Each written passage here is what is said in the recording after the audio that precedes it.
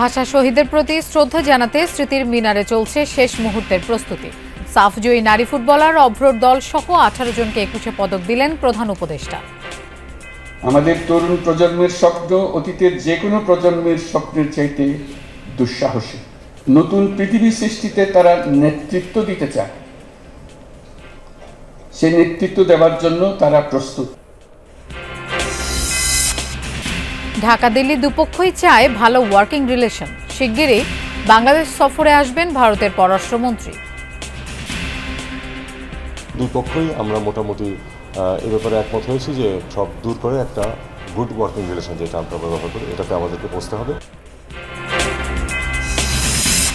সাবেক এসপি আলেপ উদ্দিনের বিরুদ্ধে ধর্ষণের প্রমাণ পেয়েছে প্রসিকিউশন। 2 মাসে তদন্ত শেষ করার নির্দেশ ট্রাইব্যুনালের। আর বিশ্ববিদ্যালয়ে পড়ুয়া স্ত্রীকে তার স্বামীকে হত্যার ভয় দেখিয়ে তাকে বাধ্য করে একাধিকবার রমজান মাসে রোজা ভাঙিয়ে তাকে ধর্ষণ করা হয়েছে। এই তথ্য প্রমাণাদি আমাদের কাছে এসেছে। গেল 2 নির্বাচনে দায়িত্ব পালন করা 22 ডিসিকে বাধ্যতামূলক অবসরে পাঠালো জনপ্রশাসন মন্ত্রণালয়। বিতর্কিত ভোটের বিরোধিতা না করায় নেওয়া হবে ব্যবস্থা।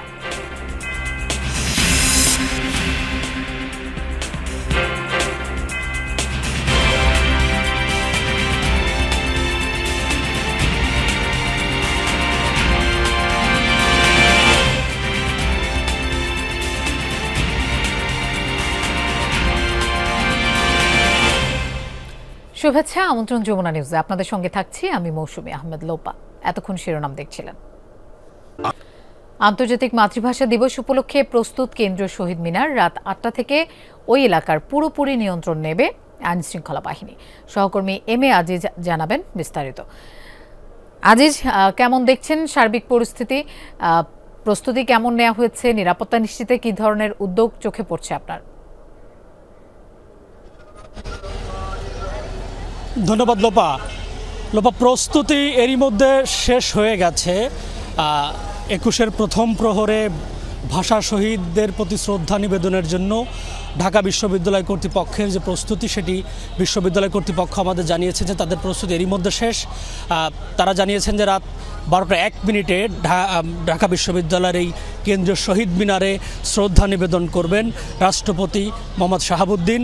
এরপর শ্রদ্ধা নিবেদন করবেন অন্তর্বর্তীকালীন সরকারের প্রধান উপদেষ্টা ডক্টর মোহাম্মদ ইউনূস। এরপরই ঢাকা বিশ্ববিদ্যালয় কর্তৃপক্ষ আমাদের জানিয়েছেন যে এখানে শ্রদ্ধা নিবেদন করবেন বাংলাদেশের প্রধান বিচারপতি, ঢাকা বিশ্ববিদ্যালয় কর্তৃপক্ষ, ভাষা শহীদদের স্বজন এবং যারা মহান মুক্তিযুদ্ধের যুদ্ধাহত মুক্তিযোদ্ধা, তারাও এখানে শ্রদ্ধা নিবেদন করবেন।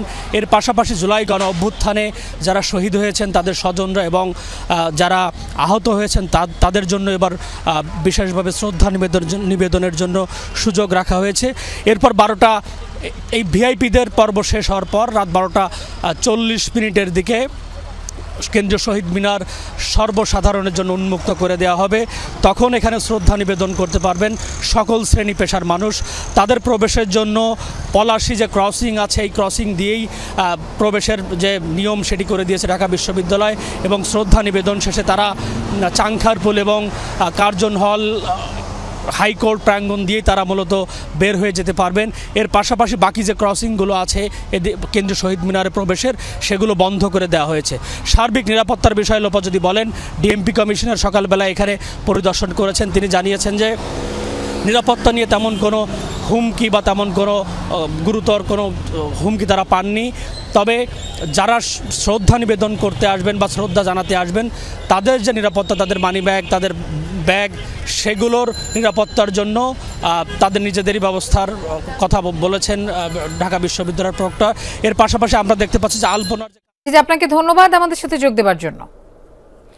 অতীতের যে কোনো সময়ের তুলনায় বাংলাদেশ এখন শক্তিশালী। ভবিষ্যৎ বাংলাদেশ নির্মাণে নেতৃত্ব দিতে প্রস্তুত তরুণরাও। সকালে 21 পদক প্রদান অনুষ্ঠানে এসব কথা বলেছেন প্রধান উপদেষ্টা ডক্টর মোহাম্মদ ইউনূস। দেশের বিভিন্ন ক্ষেত্রে অবদান রাখায় 18 জন বিশিষ্ট ব্যক্তি এবং জাতীয় নারী ফুটবল টিম ও অভ্রের দলকে এই পদক প্রদান করা হয়। প্রধান উপদেষ্টা বলেন, পৃথিবীর সব সম্পদের উপর প্রত্যেকের সম অধিকার নিশ্চিত হয় এমন সভ্যতা গড়ে তুলতে হবে। দেশের জন্য অবদান রেখেছেন যারা, তাদের দেয়া হয়েছে রাষ্ট্রের দ্বিতীয় সর্বোচ্চ স্বীকৃতি ২১শে পদক। এবার ওসমানী স্মৃতি মিলনায়তনে সেই সম্মাননায় ভূষিত করা হলো ১৮ জন বিশিষ্ট নাগরিক ও জাতীয় নারী ফুটবল দলকে। শিক্ষা, সংস্কৃতি, সাহিত্য, সাংবাদিকতা, গবেষণা, প্রযুক্তি ও ক্রীড়া সহ বিভিন্ন ক্ষেত্রে গুরুত্বপূর্ণ অবদান রাখায় এই স্বীকৃতি প্রদান করা হয়। শুভেচ্ছা বক্তব্যে পদকপ্রাপ্তরা সামনে দেশের জন্য আরও উদার চিত্তে কাজ করে যাওয়ার অঙ্গীকার করেন। আমরা গৌরবান্বিত, আমরা অনুপ্রাণিত। ২১শে পদক প্রদান শেষে সংস্কৃতি উপদেষ্টা মোস্তফা সরওয়ার ফারুকী বলেন, এবছরের ২১শে পদক প্রদানের মাধ্যমে অন্তর্বর্তী সরকার তার রাজনৈতিক ও সাংস্কৃতিক দর্শন প্রকাশ করার চেষ্টা করেছে। আমরা ২১শে পদক ২০২৫ প্রদানের মাধ্যমে বর্তমান অন্তর্বর্তী সরকারের রাজনৈতিক এবং সাংস্কৃতিক দর্শন প্রকাশ করতে চেয়েছি। এবারে ২১শে পদকের আপনারা প্রশংসা করেছেন, আমরা বিনীতভাবে এটা গ্রহণ করছি, কিন্তু আমরা মনে করি আমাদের প্রশংসা করার কোনো প্রয়োজন পড়তো না যদি সঠিক মানুষকে সবসময় পুরস্কৃত করা হতো। এ সময় প্রধান উপদেষ্টা ডক্টর মোহাম্মদ ইউনূস ২১শে পদকপ্রাপ্তদের শুভেচ্ছা জানান। তিনি বলেন, বাংলাদেশের মানুষ এখন অতীতের যে কোনো সময়ের চেয়ে বেশি শক্তিশালী। ভবিষ্যতে নতুন বাংলাদেশ গড়ায় নেতৃত্ব দিতে তরুণরা প্রস্তুত বলেও জানান তিনি। আমরা এখন অতীতের যে কোনো সময়ের চেয়ে বেশি শক্তিশালী, উদ্যমী এবং সৃজনশীল। আমাদের তরুণ প্রজন্মের স্বপ্ন অতীতের যে কোনো প্রজন্মের স্বপ্নের চাইতে দুঃসাহসী। নতুন পৃথিবী সৃষ্টিতে তারা নেতৃত্ব দিতে চায়, সেই নেতৃত্ব দেওয়ার জন্য তারা প্রস্তুত। তিনি বলেন, এমন এক সভ্যতা গড়ে তুলতে হবে যার মূল লক্ষ্য থাকবে পৃথিবীর সকল সম্পদের ওপর প্রতিটি মানুষের সমান অধিকার নিশ্চিত করা। সভ্যতার মূল লক্ষ্য থাকবে পৃথিবীর সকল সম্পদের উপর প্রতিটি মানুষের সমান অধিকার নিশ্চিত করা। মানুষের জীবনযাত্রাকে এমনভাবে গড়ে তোলা যাতে করে পৃথিবীর অস্তিত্ব কোনো রকমে বিঘ্নিত না হয়। পরিবেশে মানুষের জীবনযাত্রা যাতে বিরূপ প্রভাব ফেলতে না পারে সেই লক্ষ্যে সভ্যতার বিকাশেও গুরুত্ব দেন প্রধান উপদেষ্টা। এবং তাদেরকে আবারও অভিনন্দন জানাচ্ছি। সুমাইয়া ঐশী, যমুনা নিউজ, ঢাকা।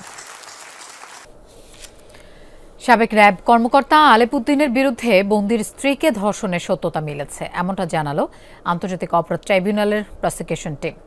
ট্রাইব্যুনালে জানানো হয়েছে ধর্ষণের এই অভিযোগ।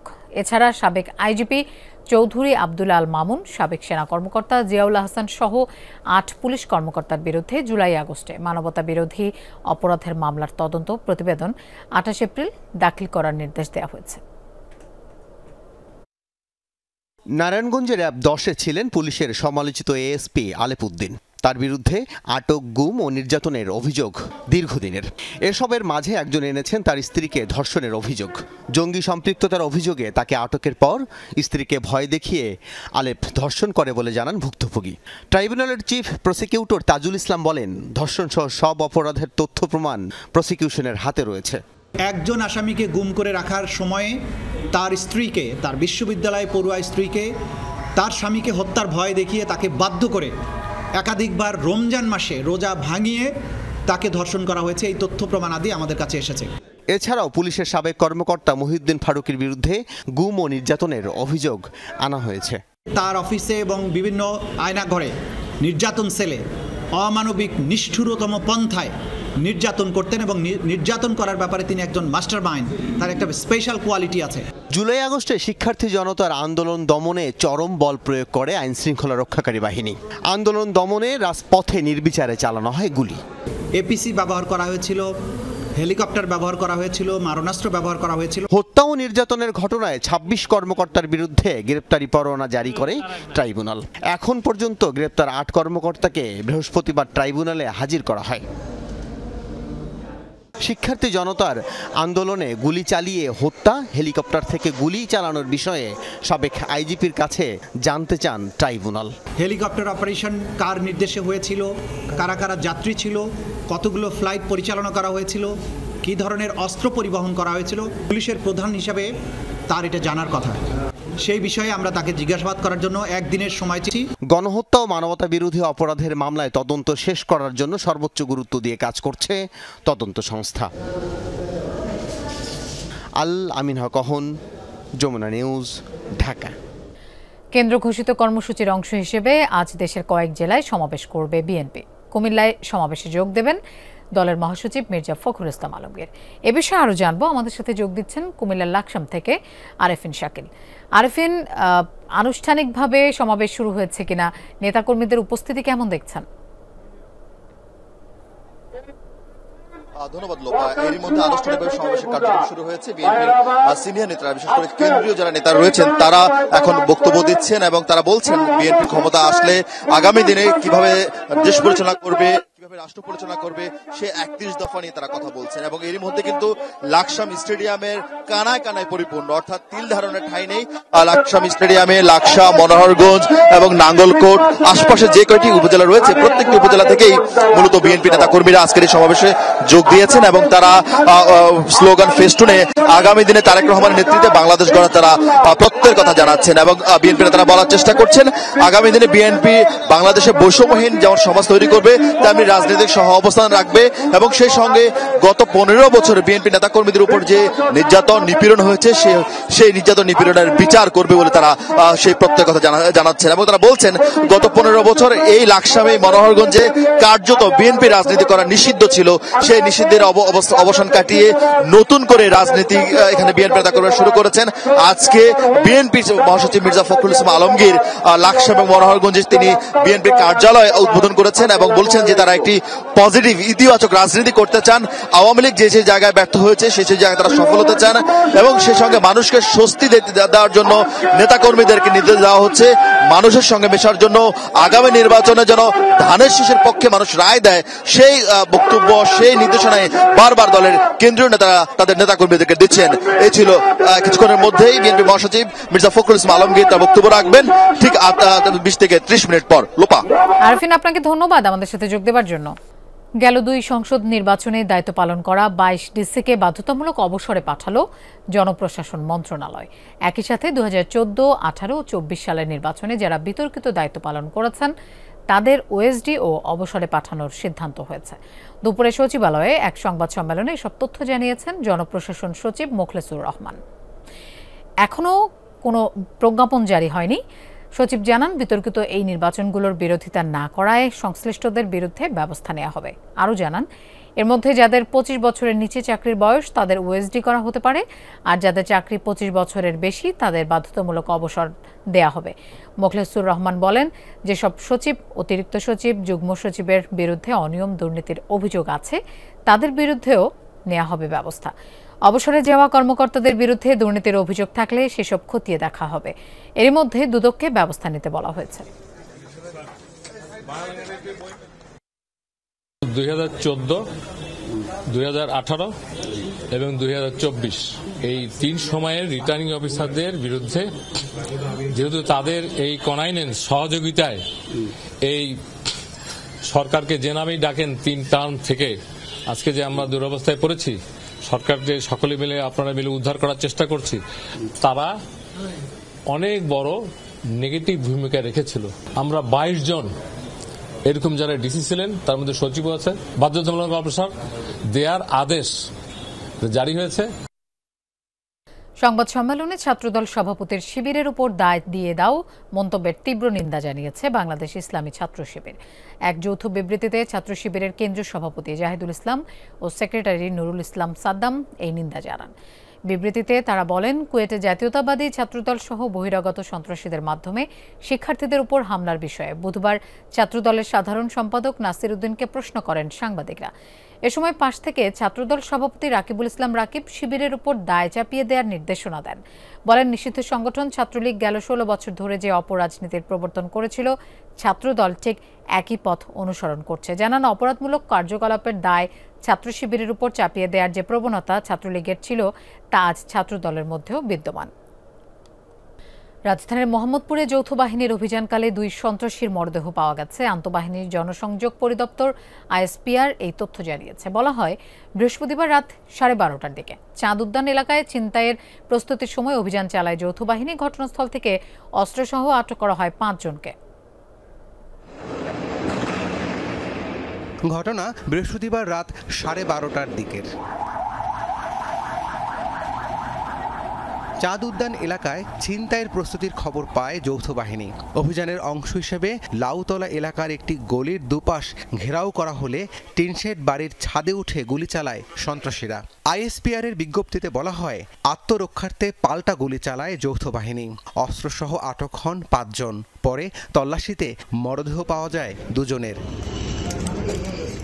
ঘটনাস্থল থেকে একটি পিস্তল, 4 রাউন্ড গুলি এবং একটি চাপাতি উদ্ধারের কথা জানায় পুলিশ।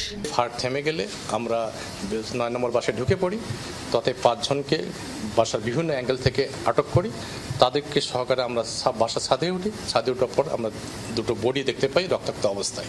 প্রত্যক্ষদর্শীদের কেউ কেউ বলছেন, সন্ত্রাসীদের আত্মসমর্পণের জন্য আহ্বান জানিয়েছিল যৌথ বাহিনী, কিন্তু তারা তাতে সায় না দিয়ে বাহিনীর সদস্যদের উপর গুলি চালায়। তোমরা অস্ত্র ফালাও, অস্ত্র ফালিয়ে দাও, হ্যাঁ তোমরা সিলিন্ডার করো।